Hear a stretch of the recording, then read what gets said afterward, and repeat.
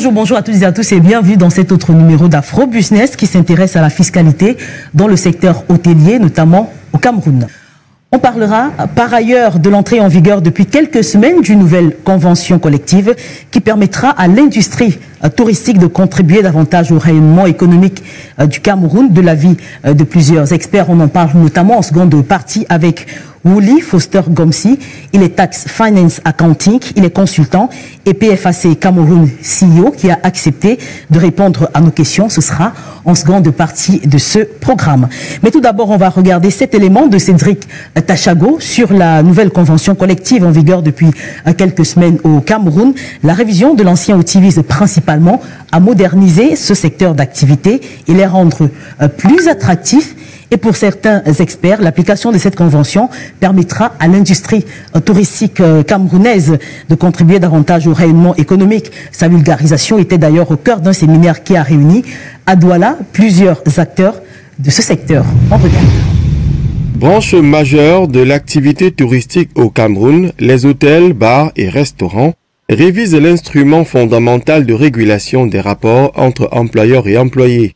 La nouvelle convention collective du 3 mars 2025 comporte de nombreuses innovations. Le champ d'application qui s'est vu un peu plus large, incluant les appartements meublés aujourd'hui, mais aussi sur plusieurs aspects visant à renforcer le respect et le maintien des droits sociaux, des droits du personnel.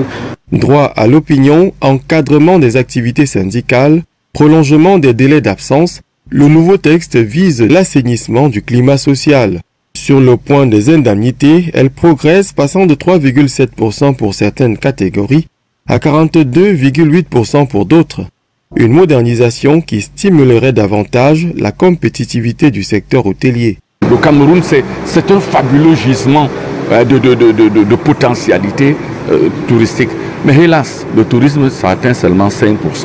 Ça contribue pour 5% dans la création du produit intérieur brut.